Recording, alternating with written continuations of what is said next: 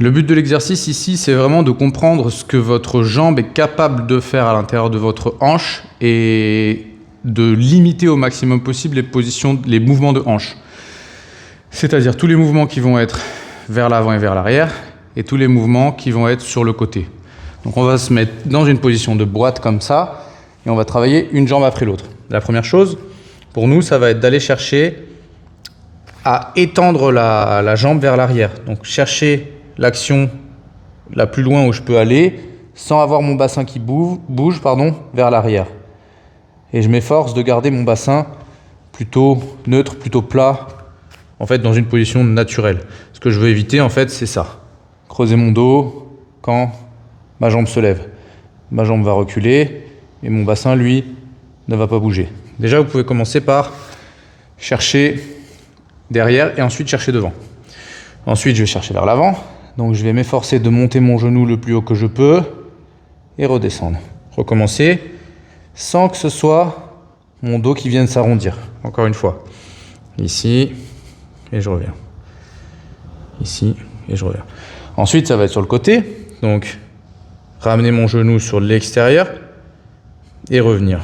L'objectif c'est d'imaginer, je peux même mettre un bloc de yoga ou un bâton par exemple, que mon bâton il reste parallèle au sol. Donc s'il y a un peu de mouvement, c'est ok.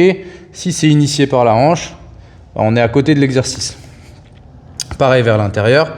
Mon objectif c'est de ramener mon genou en direction de l'autre genou ou vers carrément la gauche du corps, mais sans faire pivoter mon bassin vers l'intérieur. Une fois que j'ai bien compris ces principes, arrière, avant, côté, côté, je vais chercher à cercler. Cercler dans un sens et cercler dans l'autre sens.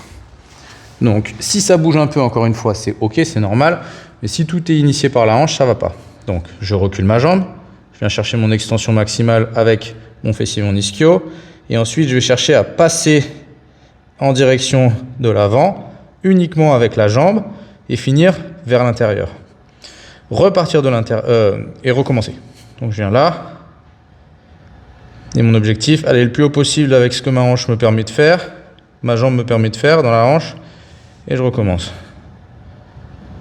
Mon objectif ici, du coup, rester bien stable au niveau du bassin. Ça serait les tours dans un sens, et ensuite partir de l'intérieur et venir cercler vers l'extérieur. Et recommencer. Intérieur, monter et cercler vers l'extérieur.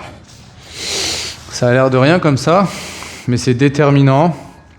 Si par exemple vous avez des douleurs de dos et que vous êtes constamment en train de solliciter votre centre du corps, votre bassin, dans tous les sens, alors que c'est vos jambes qui doivent fournir l'effort, ça peut créer une surcharge dans cette zone.